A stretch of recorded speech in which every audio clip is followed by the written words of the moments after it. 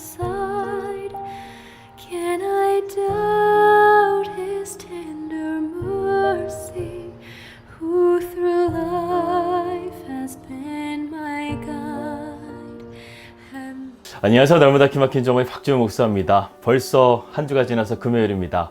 오늘 하루도 힘내시고 주님과 동행하시면서 승리하시는 우리 날마다 기막힌 정오 식구들 되시기를 주님의 이름으로 기도하겠습니다.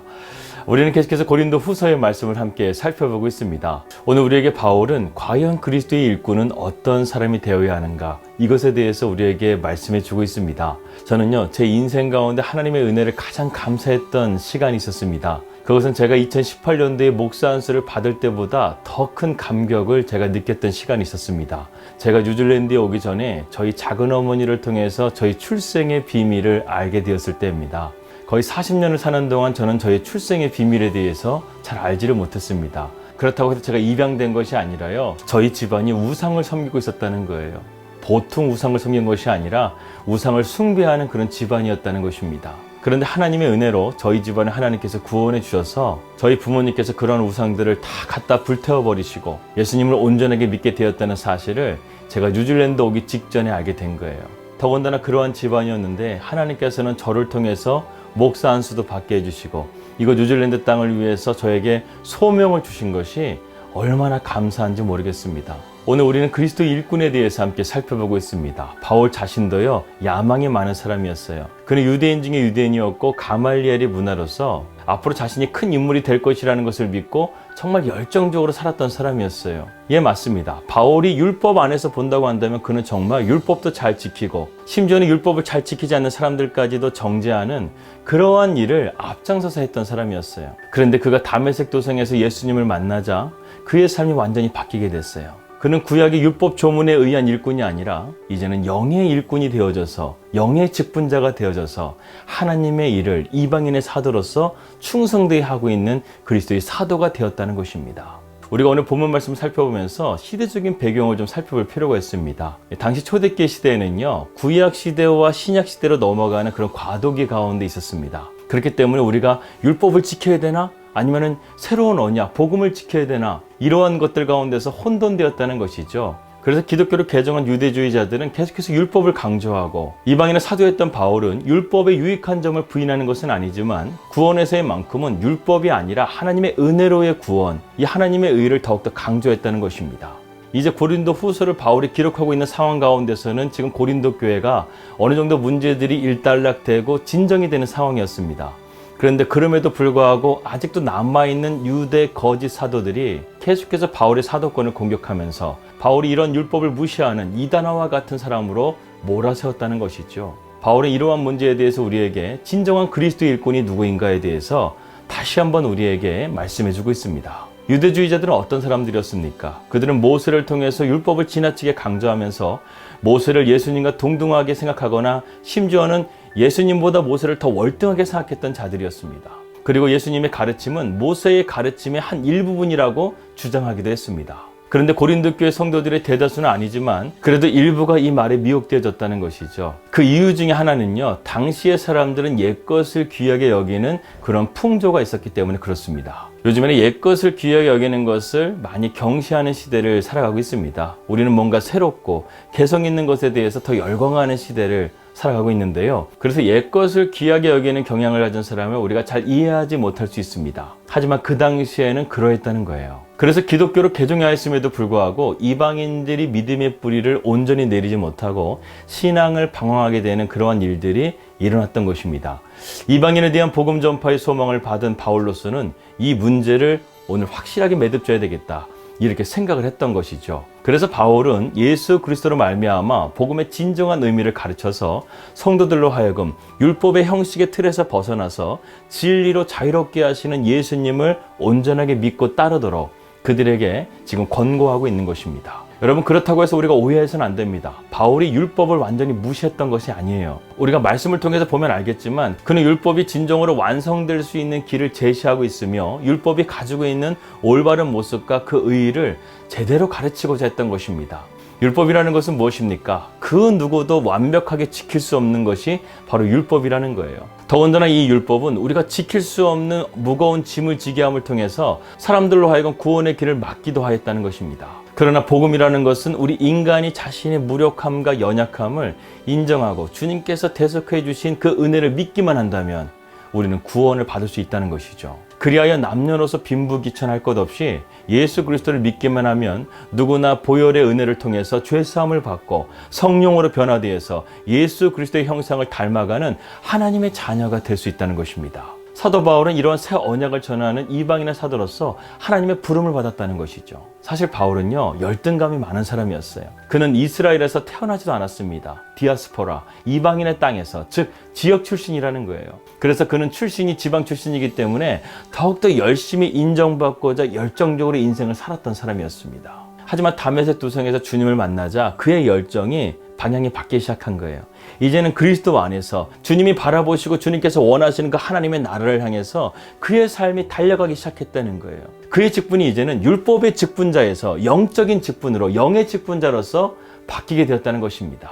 사랑하는 여러분, 우리가 복음을 잘 받아들인 것에 대해서 여러분들은 정말 하나님 앞에 감사해야 됩니다. 복음을 증거하다 보면요, 정말 끝까지 예수님을 부인하는 사람들이 있어요. 제가 사역하고 있는 어떤 집사님은요, 남편이 그렇게 교회 가는 것을 핍박한다는 거예요. 정말 남편을 위해서 간절하게 기도하는 것이 보여요. 그런데 남편은 계속해서 교회 가는 거 핍박하고 언론이나 뉴스를 통해서 기독교에 대한 부정적인 소식이 나오게 되면 저것 봐라, 너가 믿는 거 가짜야, 잘못된 종교야, 믿지 마, 계속해서 이렇게 핍박한다는 거예요. 그분이 교회 오실 때마다 눈물로서 남편을 위해서 기도하는 것을 저는 보게 됩니다. 이처럼 복음을 받아들이는 거 쉬운 거 아니었어요. 정말 바울처럼 율법과 야망으로 꽉 찬 사람을, 즉 세상적인 사람들에게 복음이 들어간다는 거, 이거 인간적인 힘으로, 인간적인 능력으로 될까요?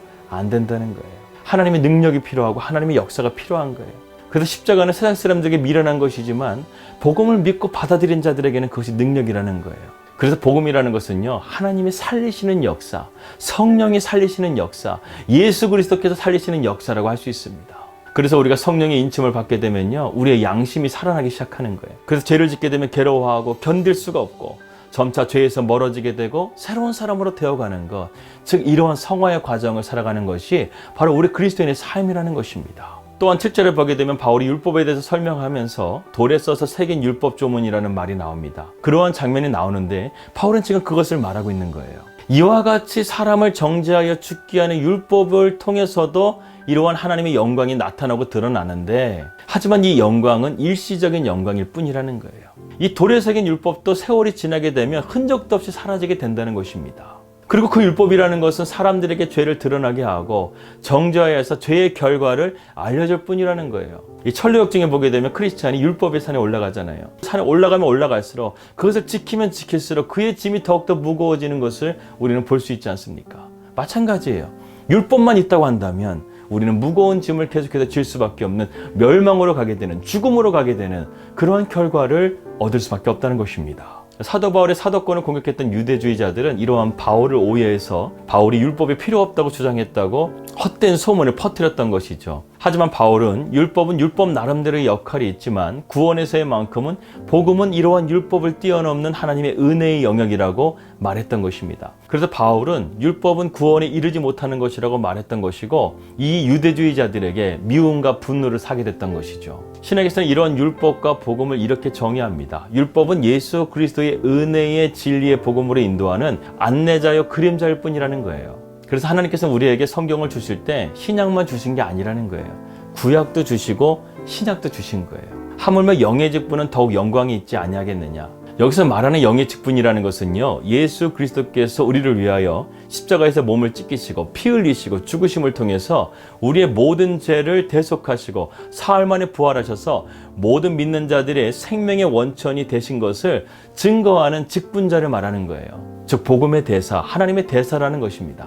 다시 말해서 8절의 영의 직분이라는 것은 믿음으로 구원받는 복음을 전하고 생명을 살리는 직분으로 우리가 부름을 받았다는 거예요. 여러분, 우리 모두는요, 예수 그리스도의 복음으로 생명을 살리는 하나님의 대사인 거예요. 복음의 일꾼인 거예요. 영의 직분자인 거예요. 바울은 이것이 더욱더 영광스러운 직분이라고 우리에게 말씀하고 있는 것입니다. 그러나 율법은 우리의 죄를 하나도 남김없이 정죄합니다. 그래서 바울은 이러한 복음과 율법을 대조시키면서 우리에게 말씀하고 있는 거예요. 이 영의 직분은요, 율법의 직분처럼 금방 사라지는 일시적인 것이 아니라는 거예요. 이 직분은 영원한 영광을 약속하시는 하나님께서 허락하여 주신 직분이라는 거예요. 9절입니다.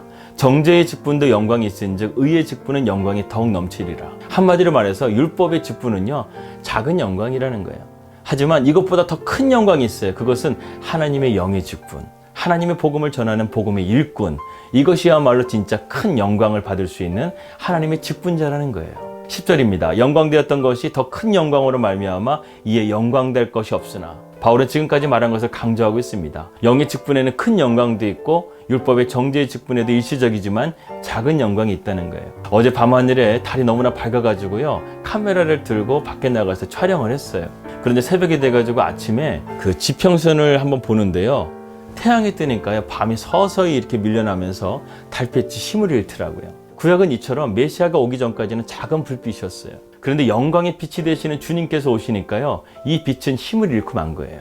참된 빛이 오니까요, 작은 빛은 거기에 묻히게 되는 거예요. 그러니까 율법이라는 것이 무엇입니까? 그리스도 안에 율법이 있다는 거예요. 하나님의 은혜의 자녀가 됨을 통해서 우리는 그 율법을 통해서 우리의 삶이 하나님 앞에 거룩한 삶으로 바른 길로 걸어갈 수 있다는 것이죠. 오늘 우리는요, 이러한 사명을 깨닫고 예수 그리스도로 말미암아 우리가 성령님의 도우심을 받아서 이러한 살리는 직분, 영의 직분을 온전하게 순종하면서 나아가야 된다는 것입니다. 여러분, 바울은요, 자신이 받을 영광이 얼마나 큰지를 알고 있었어요. 그래서 바울은요, 세상의 모든 것들이 다 배설물로 여길 만큼 그리스도를 알기를 갈망했다는 것입니다.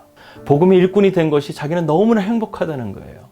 고린도후서 11장 말씀 보게 되면 그가 이 복음 때문에 수많은 고통을 당하게 돼요. 그러나 그럼에도 불구하고 그가 하나님 앞에 감사하고 있어요. 이러한 나를 약하게 하신 가운데서 강함을 주시는 하나님을 찬양하고 있어요. 그가 이런 가운데서도 흔들리지 않았던 것은 무엇입니까? 자신 앞에 있는 큰 영광을 바라보며 나갔기 때문에 바울은 흔들리지 않고 어떠한 고난 가운데서도 이겨낼 수 있는 힘을 얻을 수가 있었다는 것이죠. 여러분, 이렇게 우리에게 확실한 소망을 주시고 그리스도인의 일꾼으로 삼으신 것을 감사하면서 오늘도 승리하는 저와 여러분들이 되시기를 주님의 이름으로 기도하겠습니다. 하나님 아버지, 감사합니다. 우리에게 확실한 은혜와 소망을 주시고 우리를 그리스도의 일꾼으로 삼으심에 감사드립니다. 우리가 오늘도 그리스도 안에서 주님의 기쁨이 되게 하시고 말씀으로 순종하는 그리스도의 향기요, 그리스도의 편지요, 그리스도의 일꾼으로 살아갈 수 있도록 인도하여 주시옵소서. 예수님의 이름으로 기도하였습니다. 아멘. 한 주 동안 우리가 그리스도의 향기, 그리스도의 편지, 그리스도의 일꾼, 이것에 대해서 함께 나누었습니다. 정말 우리가 영원한 소망을 바라보면서 이러한 주님 앞에 충성된 종으로서 살아가시기를 주님의 이름으로 기도드립니다. 평안한 주말 되시고요. 저는 다음 주 월요일 날 찾아뵙도록 하겠습니다. 우리 믿음으로 승리합시다. 할렐루야.